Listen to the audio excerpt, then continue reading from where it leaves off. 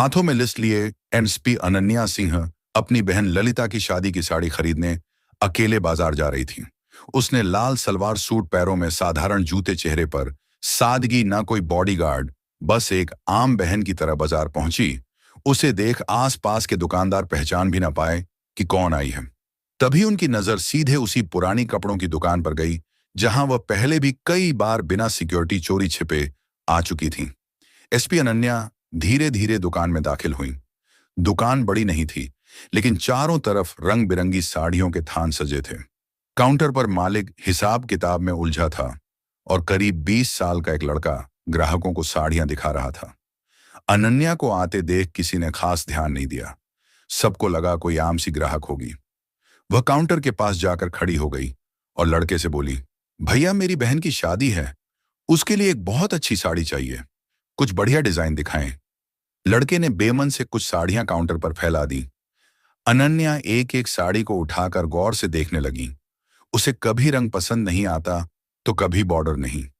उन्होंने एक साड़ी को देखकर कहा, यह रंग बहुत हल्का है, ललिता पर खिलेगा नहीं।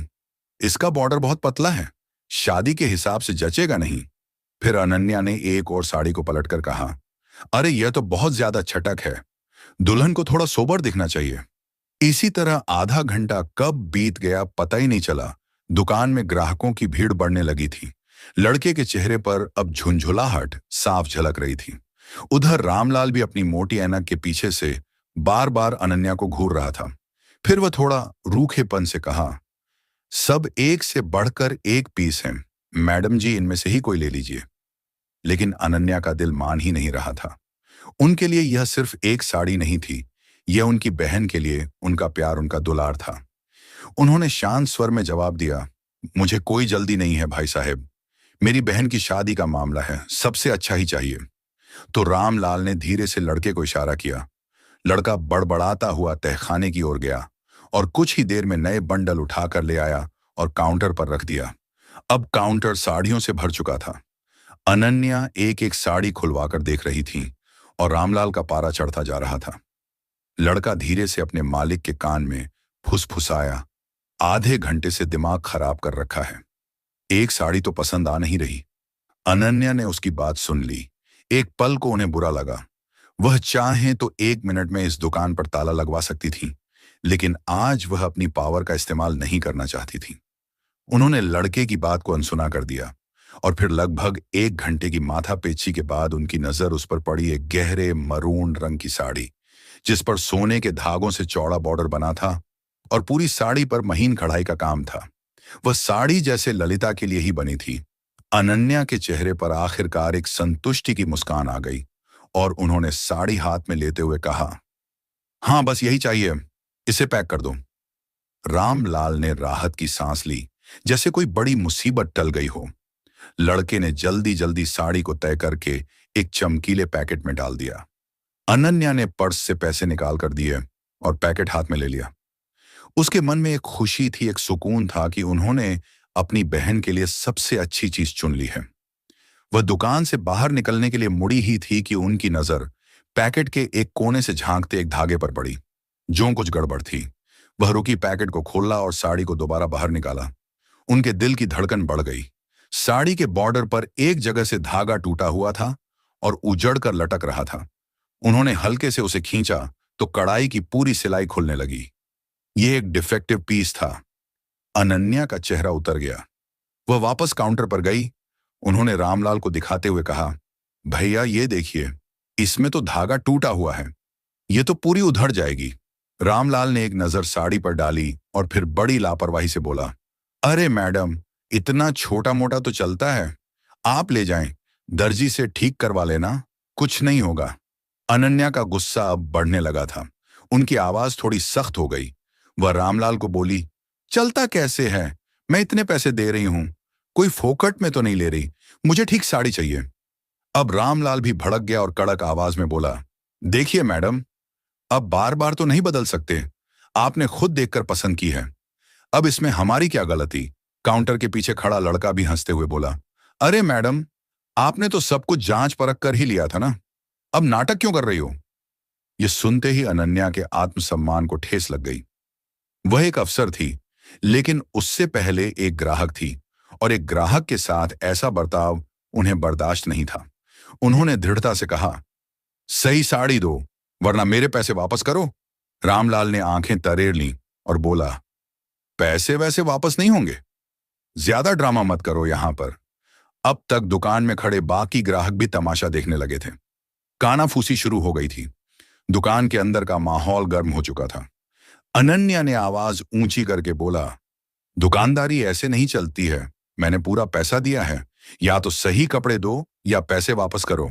रामलाल ने चिल्लाते हुए बोला, क्यों बहुत बड़ी अफसर समझती हो? क्या खुद को तुम्हारे जैसे लोग रोज आते हैं? चलो भागो यहां से। यह सुनते ही अनन्या ने गुस्से में साड़ी का पैकेट काउंटर पर पटक दिया। भीड़ अब और बढ़ गई थी। लड़के ने पीछे से एक और तीर छोड़ा। अब शुरू हो गया इनका ड्रामा। अनन्या ने उसे घूर कर देखा। उनकी आंखों में वह सख्ती थी जो बड़े बड़े अपराधियों को भी चुप करा देती थी, लेकिन यहां कोई उन्हें पहचानने वाला नहीं था। रामलाल ने गुस्से में अपनी जेब से मोबाइल निकाला और चिल्लाते हुए बोला, ज्यादा हंगामा मत करो वरना मैं अभी पुलिस को फोन करता हूं। वह बताएगी तुम्हें कि धौंस कैसे जमाते हैं। अनन्या के चेहरे पर एक व्यंग्यात्मक मुस्कान आई। हाँ कर लो, बुला लो पुलिस को, हम भी तो देखें तुम्हारी पुलिस क्या करती है। रामलाल को लगा कि वह डर नहीं रही है। उसने तुरंत थाने का नंबर मिलाया और स्पीकर पर डाल दिया। हेलो थानेदार साहब, गुप्ता साड़ी भंडार से बोल रहा हूं। यहां एक औरत बिना वजह झगड़ा कर रही है, दुकान में हंगामा मचा रखा है, जल्दी किसी को भेजिए। फोन करते ही भीड़ में फुसफुसाहट और तेज हो गई। अरे इसने तो पुलिस ही बुला ली। अनन्या ने कुछ नहीं कहा। उन्होंने पास पड़ी एक पुरानी लोहे की कुर्सी उठाई और दुकान के गेट पर जाकर बैठ गईं। उन्होंने आसमान की तरफ देखा और एक पल के लिए उन्हें ललिता का चेहरा याद आया, उसकी शादी का सपना याद आया। लेकिन अब यह सिर्फ एक साड़ी की बात नहीं थी, यह उनके आत्मसम्मान की लड़ाई बन चुकी थी। वह पीछे नहीं हट सकती थी। वह उस कुर्सी पर शांति से बैठी थी जैसे किसी तूफान के आने का इंतजार कर रही हो। मन में एक भरोसा था। उन्होंने खुद से कहा, कोई बात नहीं, पुलिस आएगी, मुझे पहचान लेगी और यह सारा तमाशा 1 मिनट में खत्म हो जाएगा। आखिर वह इसी जिले की एसपी अनन्या थी। हर थानेदार, हर दरोगा उन्हें पहचानता था। पूरा पुलिस डिपार्टमेंट उन्हें सलाम करता था। लेकिन शायद किस्मत को आज उनकी परीक्षा लेनी थी। 10 मिनट बाद पुलिस की एक पुरानी जीप धूल उड़ाती हुई दुकान के सामने आकर रुकी। जीप से एक दरोगा विक्रम सिंह और 2 सिपाही नीचे उतरे। दरोगा विक्रम सिंह की तोंद बाहर निकली हुई थी और चेहरे पर एक अजीब सी अकड़ थी। भीड़ उन्हें देखकर किनारे हो गई। रामलाल दौड़कर दरोगा विक्रम सिंह के पास गया। उसने अनन्या की तरफ इशारा करते हुए कहा, साहब यही है, वह औरत बिना बात के झगड़ा कर रही है, हमारी दुकान का माहौल खराब कर रही है। दरोगा विक्रम सिंह ने बिना कोई सवाल पूछे अनन्या को ऊपर से नीचे तक घृणा भरी नजरों से देखा। अनन्या अभी भी कुर्सी पर बैठी थी। उनके चेहरे पर थकान थी, लेकिन आंखों में एक उम्मीद भी थी कि अब सब ठीक हो जाएगा। तभी दरोगा विक्रम सिंह ने गरज कर पूछा, कौन हो तुम, क्या तमाशा लगा रखा है?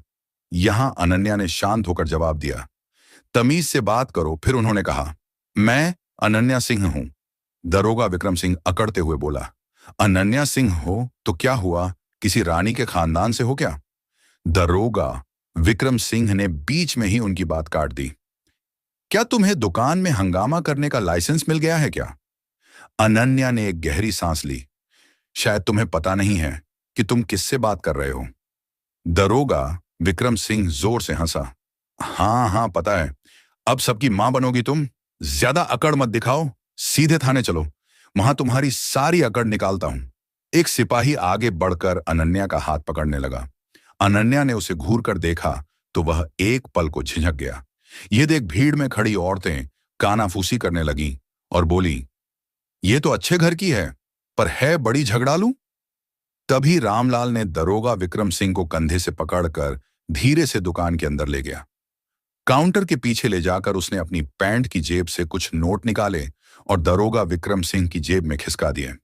साहब इसको उठा ले जाएं यहां से, उसने फुसफुसा कर कहा, यह हमारा धंधा खराब कर रही है, जो भी खर्चा पानी होगा मैं देख लूंगा।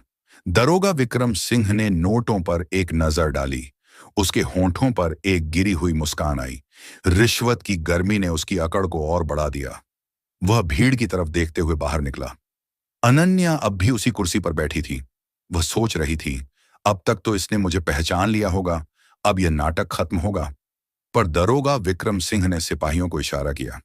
इस बार दोनों सिपाहियों ने आगे बढ़कर अनन्या की दोनों बाहें मजबूती से पकड़ लीं। अनन्या चौंक गई। यह क्या बदतमीजी है, मेरी बात तो सुनो। दरोगा विक्रम सिंह ने सीटी बजाते हुए जीप की तरफ इशारा किया और बोला, बहुत बोल लिया तुमने, अब थाने चलो, वहीं पता चलेगा कौन कितना बड़ा अफसर है। भीड़ में से किसी ने ताना कसा, देखो देखो बड़ी मैडम बनने आई थी, अब हवालात में चक्की पीसेंगी। रामलाल दूर खड़ा अपनी मूंछों पर ताव देते हुए हंस रहा था। एसपी अनन्या की आंखों में आग जल रही थी, लेकिन उस वक्त उनकी आवाज से ज्यादा भारी था कानून के रखवालों का वह हाथ जो आज एक बेकसूर को पकड़ रखा था। उन्होंने कोई विरोध नहीं किया। वह जानती थीं कि अगर उन्होंने यहां अपनी पहचान बताई तो ये लोग शायद यकीन ना करें और तमाशा और बढ़ जाए। जीप का दरवाजा खुला। सिपाहियों ने उन्हें लगभग ढकियाते हुए अंदर बिठा दिया। जीप का दरवाजा बंद हुआ और उनकी इज्जत, उनका पद, सब कुछ उस बंद दरवाजे के पीछे कैद हो गया। गाड़ी जैसे ही गली से बाहर निकली, रामलाल ने राहत की सांस ली और अपनी दुकान का शटर गिरा दिया। धंधा फिर से अपनी रफ्तार पकड़ लेगा, लेकिन एसपी अन्या सिंह की इज्जत को थाने के रास्ते पर घसीटा जा रहा था। पुलिस जीप धूल उड़ाती हुई थाने के गेट पर आकर रुकी। यहां बाजार की भीड़ तो नहीं थी, बस कुछ मुजरिमों के रिश्तेदार और पुलिस वाले थे। माहौल में एक अजीब सी उदासी और खामोशी थी। दरोगा विक्रम सिंह जीप से उतरा और एक सिगरेट सुलगकर कश लेने लगा और सिपाही ने जीप का दरवाजा खोले और अनन्या को बाहर खींचकर निकाला गया। लेकिन अनन्या सिर्फ चुप थी, कोई बहस नहीं, कोई गिड़गिड़ाहट नहीं। उनकी सीधी नजर दरोगा विक्रम सिंह के चेहरे पर थी, लेकिन रिश्वत और अहंकार में डूबे उस दरोगा विक्रम सिंह को कुछ भी समझ नहीं आ रहा था। दरोगा विक्रम सिंह ने उन्हें धक्का देते हुए कहा, ले चलो थाने के अंदर। थाने में अंदर एक हेड कांस्टेबल बैठा फाइलें पलट रहा था। उसने पूछा, साहब ये कौन लड़की है? दरोगा विक्रम सिंह ने घमंड से कहा, यह बहुत बड़ी तोप बनी फिरती थी, एक दुकानदार से झगड़ा कर रही थी। ऐसे ही लोग शहर में दंगे करवाते हैं, इसे हवालात में डालो, सारी गर्मी निकल जाएगी। अनन्या ने एक आखिरी बार कोशिश की। मैं अनन्या सिंह हूं, हेड कांस्टेबल ने बीच में ही टोक दिया। नाम पता बाद में कागज में लिख लेंगे मैडम, पहले अंदर चलिए। एक सिपाही ने लोहे का एक भारी गेट खोला और उन्हें हवालात में डाल दिया। अंदर सीलन भरी हवालात थी, दीवारों से पपड़ी उतर रही थी और हवा में एक अजीब सी बदबू थी। एक कोने में टूटी हुई चारपाई पड़ी थी। अनन्या ने एक गहरी सांस ली। ये वही हवालात थी जिसका उन्होंने कुछ दिन पहले ही निरीक्षण किया था। आज वो खुद इसमें एक कैदी बनकर खड़ी थी। दरोगा विक्रम सिंह ने बाहर से ताला लगाया और जोर से हंसा और बोला, अब बनो अफसर और रानीबाई। हवालात की दीवारों पर अनन्या के चेहरे की परछाई कांप रही थी और मन ही मन सोच रही थी कि कितने नीचे गिर चुके हैं ये लोग, इनकी किए की सजा जरूर दूंगी। ये कैसा इंसाफ है जो सच और झूठ में फर्क नहीं कर सकता। इतना सोच ही रही थी, तभी उसी थाने में हवालात के बाहर लकड़ी की एक पुरानी कुर्सी पर एक दूसरा दरोगा बैठा था। उसका नाम था राजेंद्र सिंह। उम्र ज्यादा नहीं थी, लेकिन वो अपने काम में बेहद ईमानदार और तेज माना जाता था।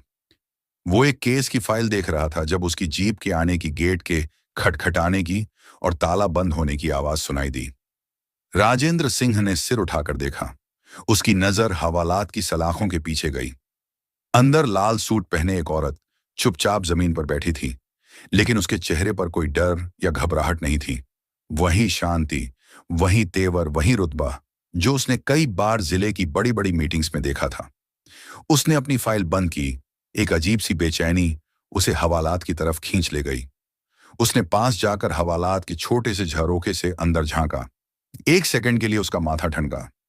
अरे ये तो उसके मुंह से बस इतना ही निकला। उसने पास खड़े एक सिपाही को इशारा किया। ये कौन है, किस केस में लेकर आए हो? सिपाही ने हंसते हुए पूरी कहानी बता दी। साहब एक दुकानदार से झगड़ा कर रही थी, दरोगा विक्रम सिंह साहब पकड़ लाए, कह रहे थे बड़ी अफसर बनती थी। राजेंद्र ने उसकी बात पर ध्यान नहीं दिया। उसकी आंखें सीधे अंदर देख रही थीं। तभी हवालात में बैठी अनन्या ने भी नजर उठाकर उसे देखा। एक पल के लिए दोनों की आंखें मिलीं और अगले ही पल राजेंद्र का खून सूख गया। वह समझ गया कि कितना बड़ा बवंडर आ चुका है। यह कोई आम औरत नहीं है, यह पूरे जिले की एसपी अनन्या सिंह है। वह सिपाही पर दहाड़ा, यह कोई मजाक नहीं है। गेट खोल जल्दी। सिपाही घबरा गया और बोला, पर दरोगा विक्रम सिंह साहब ने मना किया है। राजेंद्र की आवाज पूरे थाने में गूंज गई। मैंने कहा, गेट खोल। ये पूरे जिले की एसपी अनन्या सिंह है। तुम्हारे जैसे 50 दरोगा विक्रम सिंह मिलकर भी इनका बाल बांका नहीं कर सकते। यह सुनते ही सिपाही के हाथ पैर कांपने लगे। उसने कांपते हाथों से चाबी निकाली और ताले में लगाई। ताला खुला, कुंडा हटा। राजेंद्र ने सलाखों के उस पार खड़ी एसपी अनन्या सिंह को पूरी ताकत से सैल्यूट ठोका। उसकी आवाज में शर्मिंदगी और सम्मान दोनों थे। मैडम, माफ कीजिएगा, हमसे बहुत बड़ी गलती हो गई। मैं अभी इस गलती की भरपाई करता हूं। हवालात की वही दीवारें जो कुछ देर पहले अनन्या की पहचान को मिटा रही थीं, अब सच को पूरी इज्जत से बाहर आते हुए देख रही थीं। हवालात का ताला खुलते ही एसपी अनन्या सिंह बाहर आईं। उनका चेहरा शांत था, लेकिन उनकी आंखों में एक तूफान छिपा था। राजेंद्र ने उन दोनों सिपाहियों और हेड कांस्टेबल को जमकर फटकार लगाई। कुछ ही मिनटों में यह खबर थाने से बाहर जैसे ही पहुंची कि हवालात में बंद औरत कोई आम महिला नहीं, बल्कि पूरे जिले की एसपी अनन्या सिंह है। दरोगा विक्रम सिंह के होश उड़ गए। उसका चेहरा पीला पड़ गया, माथे पर पसीने की बूंदें छलक आईं। अभी तक वह अपनी बहादुरी और अकड़ दिखा रहा था, लेकिन अब उसकी टांगें कांप रही थीं। वह बेतहाशा थाने की ओर भागा। सीढ़ियां चढ़ते हुए उसके पैर फिसल रहे थे, सांसें तेज हो गई थीं। कमरे का दरवाजा खोला तो सामने वही दृश्य था। हवालात खुल चुकी थी। एसपी अनन्या सलाखों से बाहर आ चुकी थी। चारों तरफ पुलिस वाले खामोश खड़े थे, जैसे किसी अपराध पर गवाह हों। दरोगा विक्रम सिंह ने जैसे ही अनन्या को देखा, उसकी आंखों में खौफ उतर आया। वह दौड़कर उनके पैरों में गिर पड़ा। माफ कर दीजिए मैडम, मुझसे बहुत बड़ी गलती हो गई। मैं आपको पहचान नहीं पाया। आप चाहें तो जो सजा दें मैं झेल लूंगा, बस मुझ पर दया कर दीजिए। उसकी आवाज कांप रही थी, हाथ जोड़कर गिड़गिड़ा रहा था। पूरे थाने में सिर्फ उसकी हून हारती हुई आवाज गूंज रही थी, लेकिन अनन्या का चेहरा शांत था। उनकी आंखों में गुस्सा नहीं, बल्कि एक ठंडी शक्ति थी, वह शक्ति जो अपराधी को पिघला दे। उन्होंने धीरे से कदम पीछे हटाए, उसकी ओर देखा और कड़क आवाज में कहा, तू सोच रहा है कि गिड़गिड़ाने से तेरी गलती माफ हो जाएगी? याद रख, यह कुर्सी कोई सौदा नहीं है जो रिश्वत और डर से बच जाए। यह जिम्मेदारी है और तूने उस जिम्मेदारी को पैसों और झूठे अहंकार के नीचे कुचल डाला। दारोगा विक्रम सिंह रोते हुए बोला, मैडम रहम कर दीजिए, घर वाले बच्चे सब भूखे मर जाएंगे। मैं अपनी पत्नी की कसम खाता हूं, अब कभी ऐसी गलती नहीं होगी। अनन्या ने उसकी बात बीच में ही रोक दी। उनकी आवाज पूरे थाने में गड़गड़ाहट की तरह गूंजी। बस अब तेरी यह नौटंकी मुझे और नहीं सुननी। तूने आम महिला समझकर जिस तरह से मेरे साथ दुर्व्यवहार किया, उसी तरह तूने न जाने कितनों के साथ ऐसा काम किया होगा। तू माफी के लायक नहीं है, आज से तू सस्पेंड है। एसपी अनन्या की यह बात सुनते ही पूरा थाना सन्नाटे में डूब गया। दारोगा विक्रम सिंह वहीं जमीन पर गिरा, सिर पकड़कर सुबकने लगा। उसके होंठ कांप रहे थे, लेकिन अब उसके पास कोई दलील नहीं बची थी।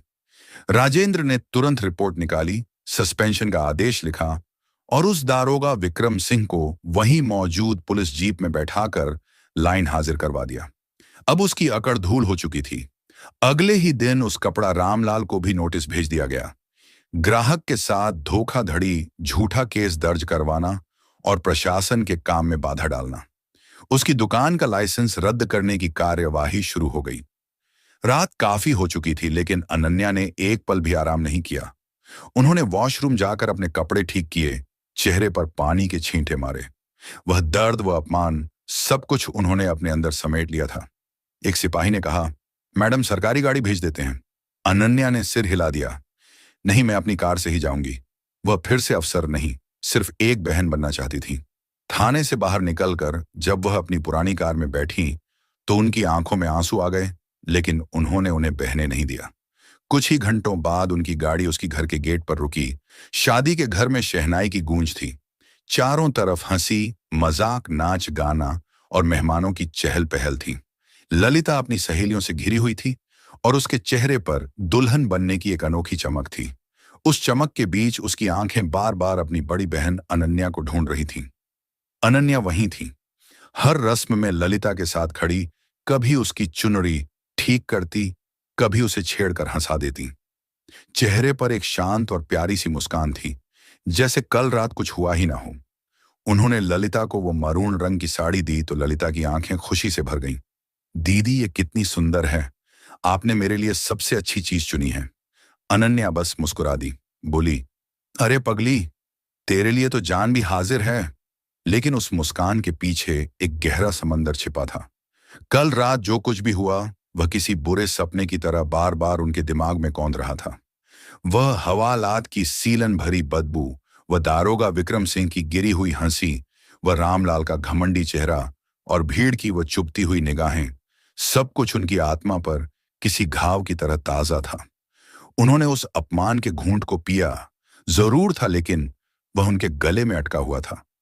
वह मुस्कुरा रही थीं, लेकिन उनका मन बेचैन था। वह सोच रही थीं, क्या दारोगा विक्रम सिंह को माफ कर देना चाहिए था। आखिर उसने अपने बीवी बच्चों की कसम खाई थी कि आज के बाद कभी ऐसा काम नहीं करेगा। उसकी आंखों में डर से ज्यादा अपने घर की फिक्र झलक रही थी। अनन्या के दिल में बार बार सवाल उठ रहा था, क्या मैंने सही किया या गलत। उनकी आत्मा जानती थी कि वर्दी का अपमान बर्दाश्त नहीं किया जा सकता। लेकिन तभी उसे थाने का अंतिम दृश्य उसे याद आया, जब दारोगा विक्रम सिंह को सस्पेंड करके ले जाया जा रहा था, तो उसके चेहरे पे एक ऐसे हंसी थी कि मानो उसे कुछ हुआ ही नहीं हो। उसकी नजरें ये इशारा कर रही थीं कि तुमको देख लेंगे। उसके अंदर कोई डर नहीं था। उनकी आंखें शून्य में टिक गईं। वह उसकी आंखों में भय होने लगा।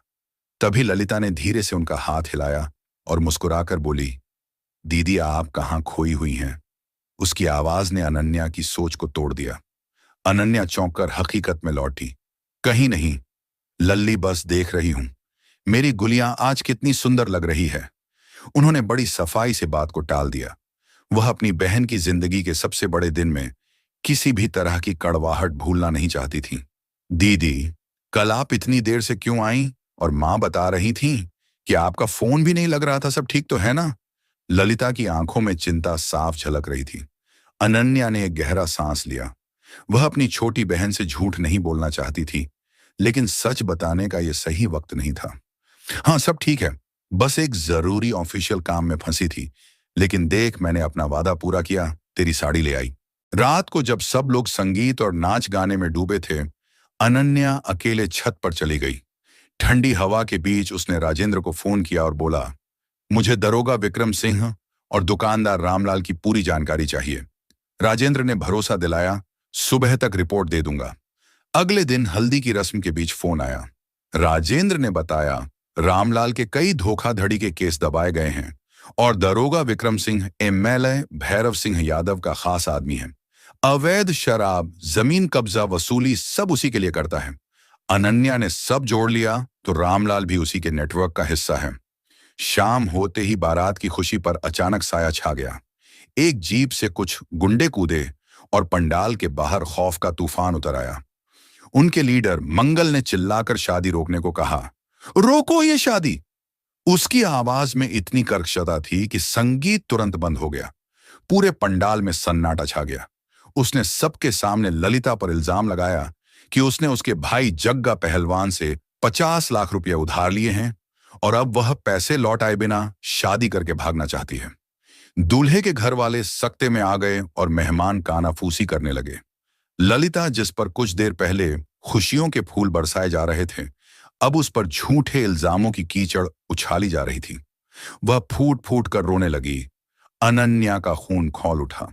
वो जानती थी कि यह भैरव सिंह की घटिया चाल है, उन्हें और उनके परिवार को बदनाम करने का तरीका। वह एक शेरनी की तरह आगे बढ़ी। उसकी आंखों में ना कोई डर था, ना कोई घबराहट, बस एक सर्द गुस्सा था। क्या सबूत है तुम्हारे पास? उसकी आवाज शांत लेकिन इतनी पेनी थी कि मंगल भी एक पल को ठिठक गया। मंगल ने कुछ नकली स्टैंप पेपर हवा में लहराए। अनन्या ने एक नजर में ही पहचान लिया कि वह जाली भी है। अच्छा, तो अपने जग्गा भाई का नंबर दो, मैं अभी उससे बात करती हूं।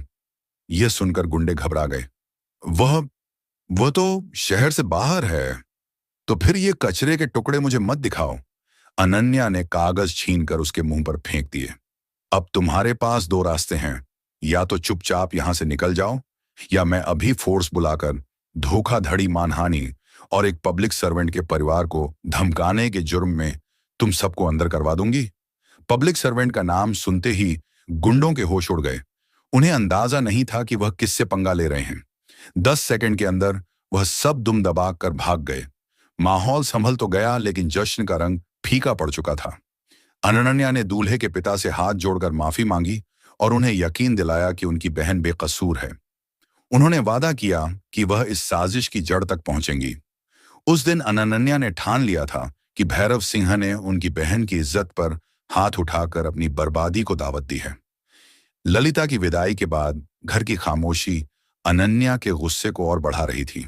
अगले ही दिन उन्होंने सबसे पहले रामलाल को गिरफ्तार किया। सरकारी गवाह बनने का दबाव डाला। डर के बावजूद रामलाल चुप रहा, लेकिन जब उसने देखा कि अनन्या ने भैरव सिंह के दाहिने हाथ जगह का पहलवान के अवैध जमीन कब्जों पर बुलडोजर चलवा दिया, करोड़ों का गैर कानूनी निर्माण मिट्टी में मिला दिया और 20 गुंडों को गिरफ्तार कर लिया, तब रामलाल टूट गया। उसने भैरव सिंह के राज खोले, बताया कि एक काली डायरी है जिसमें हर रिश्वत, हर धंधे का पूरा हिसाब लिखा है। वह डायरी उसके फार्म हाउस में छिपी थी। अनन्या ने आधी रात को ऑपरेशन धर्म चलाया। बिना सायरन और रोशनी वाली पुलिस गाड़ियां फार्म हाउस पहुंची। दरवाजे तोड़े गए, गार्ड्स हथियार डालने पर मजबूर हुए। अनन्या सीधे भैरव सिंह के कमरे में पहुंची। नींद से चौंक कर वह चिल्लाया, एसपी अनन्या, तुम्हारी हिम्मत कैसे हुई? अनन्या ने सर्च वारंट उसके चेहरे पर फेंकते हुए कहा, कानून को काम करने के लिए इजाजत की जरूरत नहीं होती। फार्म हाउस की तलाशी में करोड़ों की नकदी और वह काली डायरी बरामद हुई। अनन्या ने डायरी उठाकर ठंडी आवाज में कहा, खेल खत्म। एमएलए साहब। भैरव सिंह उसी रात गिरफ्तार हुआ। अगले दिन मीडिया में डायरी और गवाही के सबूत पहुंचे। अदालत में रामलाल की गवाही और डायरी के पन्नों ने पूरा गिरोह सलाखों के पीछे पहुंचा दिया। शहर ने बरसों बाद चैन की सांस ली। अपराध का साम्राज्य ढह चुका था। शाम को ललिता ने छत पर अनन्या से कहा, दीदी, मुझे आपके लिए डर लगता है। अनन्या मुस्कुराई, उसका हाथ थामा और बोली, मैं अकेली नहीं हूं लल्ली, मेरे साथ कानून है, सच्चाई है और तेरी दुआएं हैं। ये वर्दी सिर्फ कपड़ा नहीं, एक कसम है, और मैंने अपनी कसम निभाई है। डूबते सूरज की रोशनी में उनकी वर्दी चमक रही थी। ये वर्दी अब सिर्फ वर्दी नहीं, बल्कि इंसाफ और इज्जत की जीत की पहचान बन चुकी थी। तो दोस्तों, यह कहानी केवल मनोरंजन और शिक्षा के उद्देश्य से बनाई गई है। इसमें दिखाए गए सभी पात्र, घटनाएं और संवाद काल्पनिक हैं। किसी भी वास्तविक व्यक्ति, संस्था या घटना से इनका कोई संबंध नहीं है। कृपया इसे केवल कहानी के रूप में देखें और इसका आनंद लें। हम किसी की भावनाओं को ठेस पहुंचाना नहीं चाहते हैं।